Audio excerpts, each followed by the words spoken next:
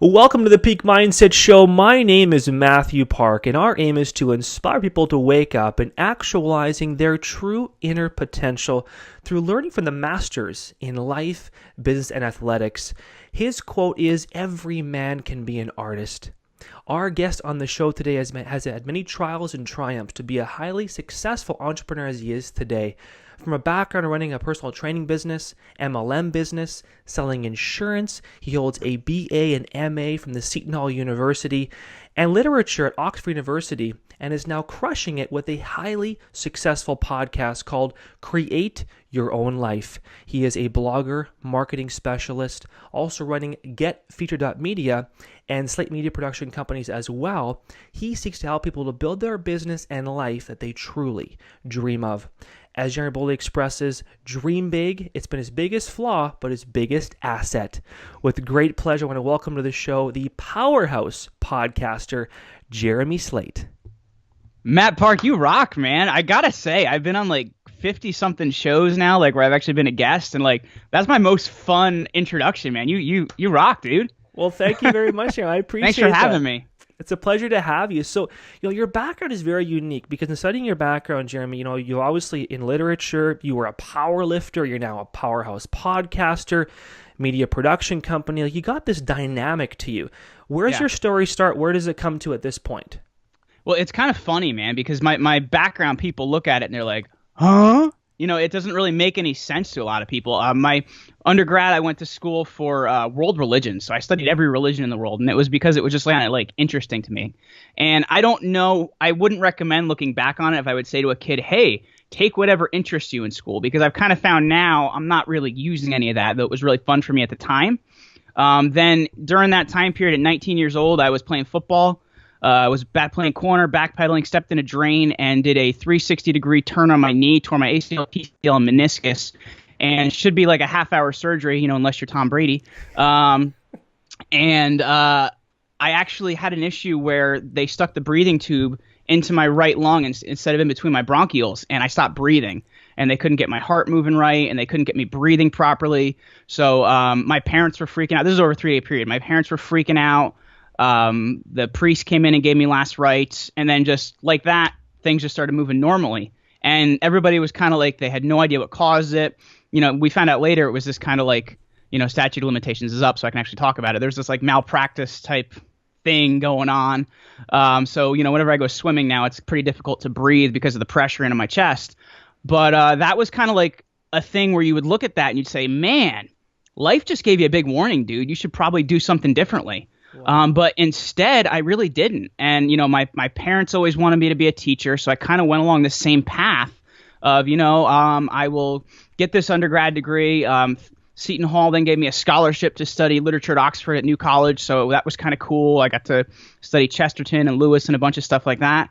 And then the plan was to get a PhD. So I went and got my MA in ancient history and got to the end of the road and kind of like grad school here in America is 2 years, and almost the end of year 2, I was funny because I finally had this discussion with my wife the other day. She didn't even know we were dating during this time, but we weren't like, I guess at that point where you tell the person everything yet.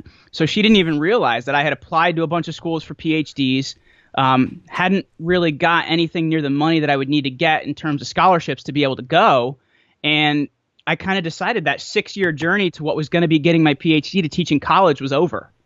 And I got to the end, I graduated, got my master's, and I ended up working at a gym for a couple years because in the background, like we talked about, I had always been training, working out, working it hard in the gym. And I ran into a priest friend of my family at a local supermarket, and he taught at a private school. And he said, we're really looking for some teachers. You don't need a teaching degree. You just need the experience in that field. So I went and started teaching. And I'll tell you what, man. Private school especially is run more like a business now. So if the parents aren't happy, if the kids aren't happy, there's nobody going to school. So there's nobody to pay the bills, nobody to pay me. So you make a little bit more than you make at Burger King, but you're from pillar to post all day. So I was worn out within 2 years. approached about a network marketing opportunity. I'd never seen it before. So I'm like, all right, this looks like a cool job. In 60 days, man, I'm going to be like, dollar bill, yo, dollar bill, yo. So needless to say, that didn't happen. But I quit my job on a whim. and had a conversation with my dad at that time where he said, you can't do that. You got to make better life decisions. I was like, well, Dad, I want to create my own life. And he looks at me and goes, good luck with that, bud. Wow. Now he's my biggest fan, but he was my biggest heckler then. And it was on a 3-year journey then of, trying network marketing, doing pretty well, but eventually losing faith in the system because every time I brought somebody on, I couldn't get them to go as far and as crazy as I would to be successful. So I made money, but the people I brought on weren't. So I kind of moved from there to selling life insurance, which don't sell a product you don't believe in. It's really tough. And I found my niche in marketing after that. And during that time, just to kind of, I guess, answer my own muse, I started a podcast, and everything kind of developed from there, man. And, we're welcome to 2017. What was the turning point for you in going from that to having your own podcast show? I saw in January 2015, I saw an ad in the newspaper that the local Rotary Club was looking to send people on a mission trip to Peru. And that's not like, I'm going out there healing the sick or anything like that. But what that basically means is, you're going out there, you're meeting with the other Rotary clubs, you're talking about, New Jersey, which is where I'm from, and you're observing the living situation. You're trying to help them figure out how they can bring in money. You're trying to help, you're basically a political liaison, I guess, in this way. So you're trying to help handle a lot of things. So I saw a lot of people that were freaking poor, man. At the bottom of the Andes, they're living in huts. They were, their buildings were falling down. They had tarps over the houses. But here's the crazy part, man. They had no money and they were happy as hell. And I looked at what I'd been doing, and I was, I should have been happy, and I was miserable. So it kind of made me look at that. I was in Peru for about a month, traveled all over the country, didn't get to see Machu Picchu, sadly, so I have to go back for that. But it really made me look at things and think, what am I doing, man? How am I going to, because I've always had this idea that I like to create. I want to, be an artist of sorts. So I had to find that artist outlet. So I came back. This was in May. We traveled. In June, I came back and started a podcast called Rock Your Life. It was horrible. I had no idea what I was doing. I thought I was the expert because, I had just successfully run an MLM business.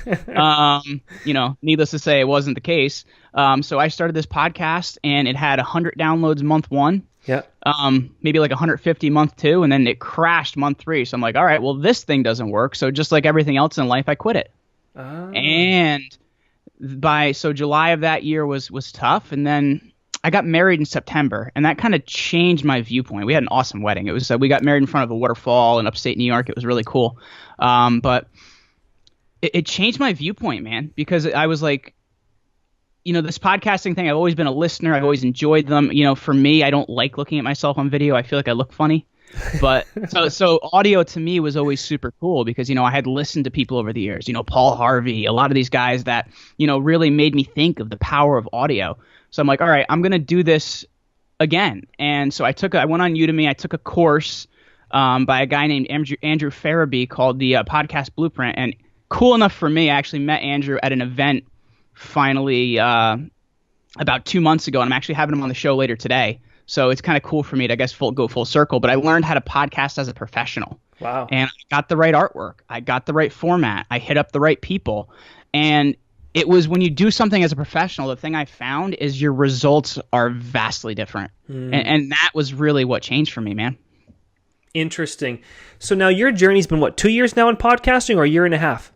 Year and a half. Because you've exploded, because now you've got 2 other companies that you've launched as of, I think it was basically a few months ago. You've got, I believe it's Slate Media Productions, correct? Right. That launched in July. Right. So tell us more about those 2 quickly as well, because those are interesting, because you're talking about how to get also obviously on a show, but also talking about how to build your demographic or build your show as well, right? Sure. Well, because one of the biggest things I found is you probably get this from me telling you, is having a podcast has literally changed my life. It's helped me build a network. It's helped me find a way that I can give value to people that I didn't really have before. It's helped me to communicate in a wider base. And I was like, I could do this for other people. So we started Slate Media to help them build their podcast, find the right guests, put the podcast together, find the right artwork. We find the graphic designer, all that great stuff. And then even set up their interviews, do the editing.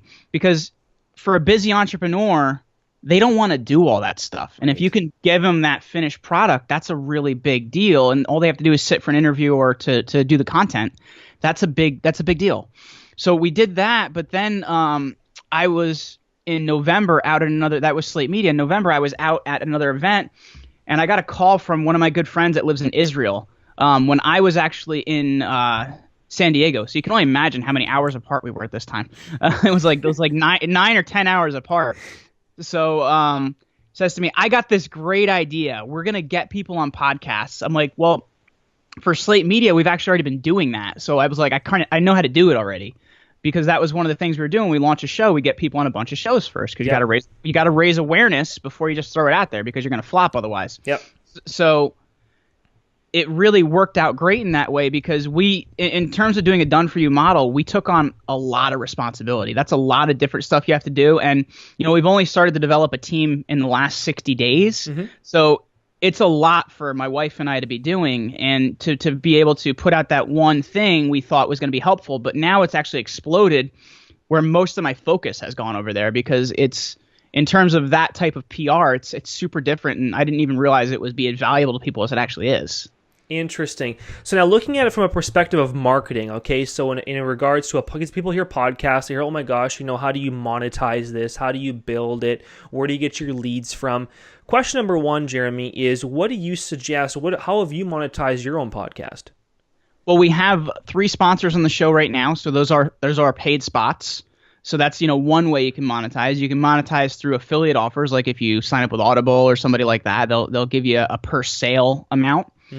Another way, and I find the best way, is to have some sort of back end service. Offer the podcast as some sort of free, promotional, valuable thing. It's got to be valuable or nobody's listening.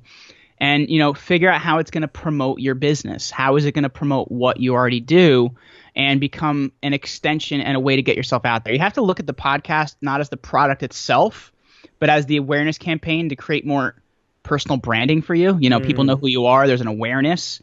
And then it brings the interest to your product because you're such a valuable person to them. And they say, oh, well, I trust this person. I listen to them all the time.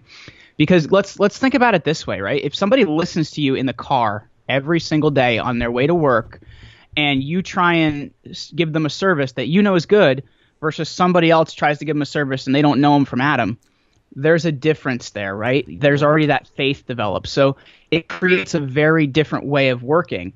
And it creates a sense of community for your listener and for you. So it's a different sale. It's a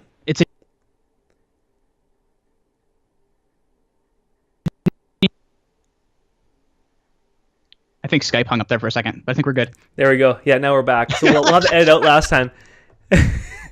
We'll take a break for 2 seconds here.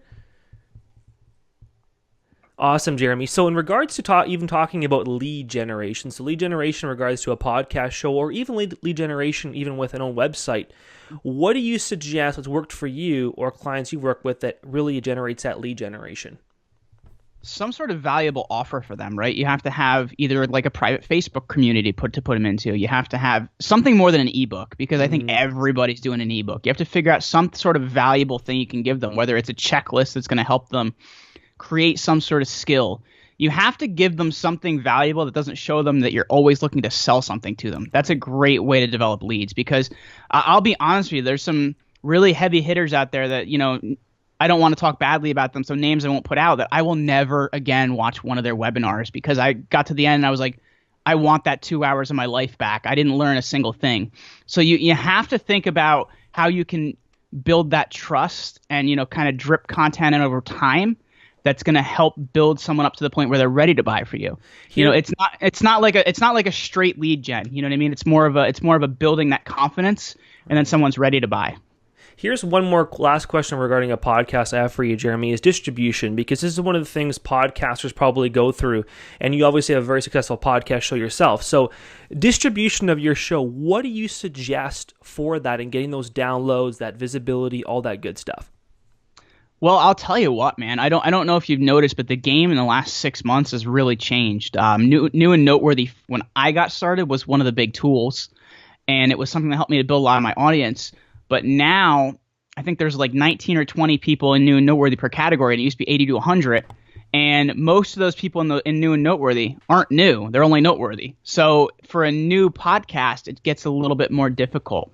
So you have to get a little bit more creative. So my answer to that is there's not really a certain tactic that's going to work for every single market. It's more about understanding your market, understanding who those opinion leaders are in your market, connecting with them, and building content with those people, because then you're borrowing their credibility and you're helping to build an audience around people that are already interested in them. So you have to it's not really a technique that applies to every single market out there. You have to look at your particular market, observe what's working, observe who's important, and figure out how that's going to work for your market. It used to be you could blast it out there, get it in new and noteworthy. You could get a couple thousand listeners, and you were off to the races. But it's not the case anymore because iTunes has changed the game. That's interesting. Now, in your opinion, iTunes, Stitcher Radio, there's also, what is there? There's one called Google Play is out there. Thank you. SoundCloud too, right? SoundCloud's dying. I'll be really honest with you. Gotcha. So those are dying. Okay. So iTunes, Stitcher Radio probably is the best ones, eh? A lot of people are going towards Google Play too. A lot of people, because it comes on Android devices already. So I think that's going to overtake Stitcher Radio at some point. Interesting. Great stuff. Now let's go back to your routines, Jeremy, because obviously, you're a young guy under 30 till the next couple of months. Don't remind me, man. And by the way, just before we get into that, I will say 80% of all downloads do come from iTunes, so you got to be there. Anyway. Oh, wow. Very impressive. Interesting. Now, your power routines, right now you're drinking a bulletproof coffee. Yeah. Yeah. So I want to hear, because here's one thing people don't know much about you actually, is they don't realize you're actually a really, really strong dude, or was a really, really strong dude. And tell us your lifts, for example, just so people understand what your lifts were. So I at one time pulled an 80,000 pound tank on the back of an 18-wheeler for 24 feet. For a Wounded Warrior contest. It's funny though, because it was based on the amount of time you could do it in. And I finished second to a woman that was 140 pounds. So wow. What she was on, I don't know, but she looked to have facial hair. So I don't know what to tell you. So I leg pressed 1525 for 5, squatted 705 on a single, 425 on bench for a single, deadlifted 635. So I've got some pretty good numbers. But I was at 198 pounds now. I'm like 170, or 198 pounds then. I'm about 170 now. And I'm still doing some pretty good lifts. I can get up 500 on a deadlift pretty easily. I can't bench like I used to, so I'm doing like 315 for reps. I'm not anywhere as near as strong as I used to be, but I'm still strong, man. I wouldn't say I used to be strong. But that's impressive, man. You're a humble giant. I'm neither a giant either. I'm 5'5", so what are you gonna do? What's the one important lesson you took away from your past years in business, maybe training, lifting, whatever it was, literature, schooling? One big lesson you took away from then that you would say you apply now in your current business model, that was one of your biggest things you've learned? Well, I'm actually going to go way back to high school, man. I wrestled 119 and then later 140 pounds in high school. Never got past districts, though. I got beat up by a guy that was a 3-time national champ in college. So, what are you going to do? He's in my weight class for 4 years.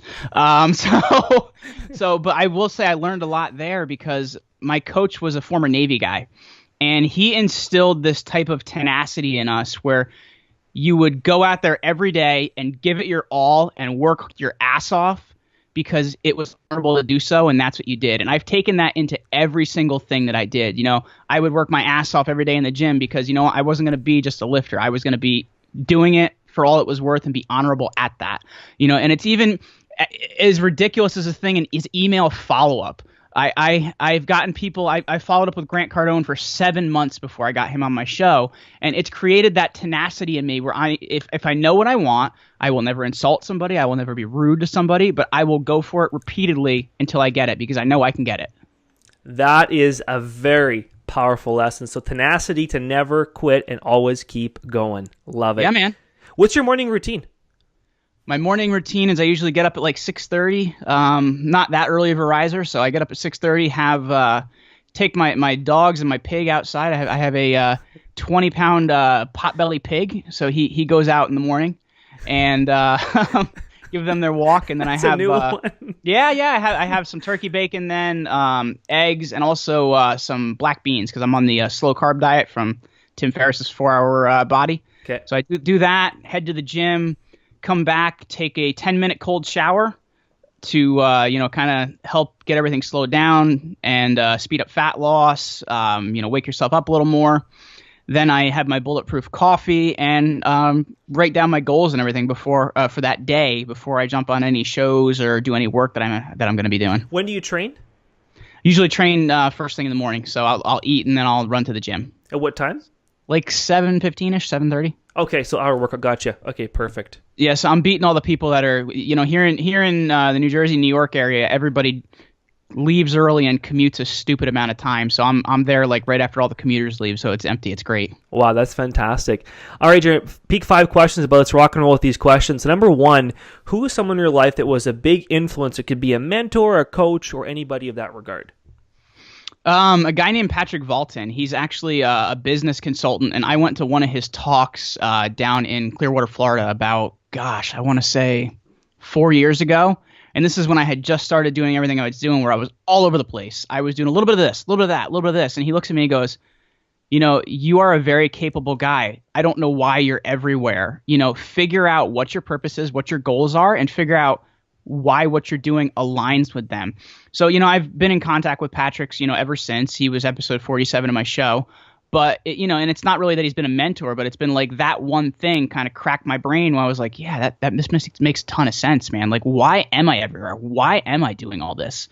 And I think that's what happens with a lot of people is we chase the dollars, man. We don't chase the purpose. And when you chase the purpose and you're happy, a lot of things tend to come your way, What was the trigger in that conversation with him? So have you done your back-end work on creating your vision, your purpose, all that stuff? At that point in time, I hadn't. At that point in time, I hadn't. I was everywhere. He's like, what are your goals? I'm like, I don't know what a goal is. And, then I kind of looked at it and I'm like, well, I really want to inspire people to create life on their own terms because that's what I wanted to do. Right. That's what I was looking for. So I'm speaking to people that haven't left that job yet, that are looking for the courage, that are looking for the energy, that are looking for the strategies. Because you know what, man, it all comes down to I'm a nuts and bolts guy. If I don't give strategies and you give me fluff, I'm gone. So that's what I want to give other people. I love it. Number 2, what's the most influential book you've ever read? Dianetics, the modern science of mental health. And that's because once you learn a lot about what your brain is, how it functions, and how it reacts to you, you have a lot of different viewpoints on life, man. So being able to have more control over myself and my body has been a big deal for me. It wasn't history, eh? Just I could say Plutarch's Life of Alexander, but nobody else is probably going to read that besides me because it's written in Old English anyway. Gotcha. Thou art Alexander. Yeah, exactly. Eh. Number 3. What's your most influential quote? Most influential quote. I want to make a joke here and say, if you can dream it, you can do it. No, my most influential quote is to be a professional in everything you do. And it's not really a quote, it's more of a paraphrasation, but it's something that's really been through my whole life of if you want to work as a professional and be the best at what you want to be, then work on those skills, get really good at those skills, and then you can really deliver something valuable to people. There are too many dilettantes out there that are doing a little bit of everything. And that's why we have the economic trouble we have. A lot of the different things that are going on because people think they know what they're doing and they're winging it, man. That's a great lesson there, Jeremy. Number 4, if you could tell your 20-year-old self one lesson, what would that be? And if you don't mind sharing your age as well.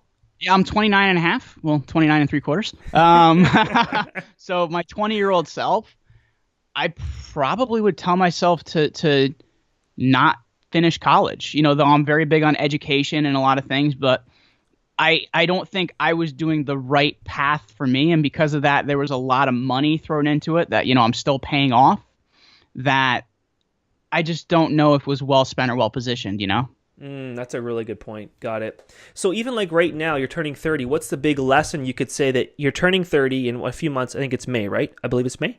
May, yeah. Your big 3-0. Big 3-0, man. What would you say is the biggest thing that you could say you're at 30, the biggest thing you've learned all your life to 30 that you'd say is like the biggest thing you've learned in all these years? Well, this is only a recent thing for me, but I listened to about a year ago, and it had a big effect on me, a conversation between Grant Cardone and Gary Vaynerchuk, where they were talking about the difference between an entrepreneur and a business owner. And an entrepreneur is somebody that knows what their strengths are and what their weaknesses are, and finds people to fill those weaknesses. And for me, that's been a game changer, man. Am I great at finding the right podcast for people? Yes, but my energy should be conducted at other things like finding new clients, building relationships. So I find people that are able to do that for me and probably do it better than me because they can put all their attention on it. So it's about really finding what you're weak at and finding somebody better to do it. Am I a graphic designer? No, it looks like a third grader did it. So I should find somebody else to do that. And that's one of the biggest things I've learned. That's beautiful. Number 5, if there were no limits, what would you contribute to in the world? I'm already doing something about it, but I would do more about it. The drug abuse in the world, because I think there is a big problem with that, and people just don't realize how it wrecks their lives, and I think that, even a lot of these non-prescription drugs that are out there, it's ruining people's brains. It's ruining what they could be doing with their lives. So I really am passionate about that, but I would do more for anti-drug awareness. If there was one takeaway that you want to give somebody listening to or watching the show right now today, what would that one takeaway be that you want to leave them with from today? It's a lot harder than you'd think. Don't give up, but keep pushing. Because the thing is if you get an email that says, no, I won't be on your show, a lot of people say, okay, next person. I say, okay, I'm going to email you 5 times until you say yes. You block my email. Okay, fine. I'll email you from my other email. I'll get through. So you have to look at where you want to go, how you want to get there, and understand how tenacious you have to be to get there. That is awesome. Where can they find you online, Jeremy? Best place is over at jeremyryanslate.com or getfeatured.media. There you go, guys. Jeremy Slate, the Powerhouse podcaster, Create Your Own Life podcast. Check him out. Anything come up here with products you got coming out launching right this year? Not really, because we're focusing mainly on the core business over at Get Featured, but I definitely recommend they head over and check that out. Awesome, guys. Check it out, guys. All right, Jeremy Slate. Jeremy, thank you for being on the show. Follow him on Facebook, Twitter, Instagram, and LinkedIn. This guy is a powerhouse. Thanks, Jeremy. I really appreciate your time today on being on the show. Wishing you all the best.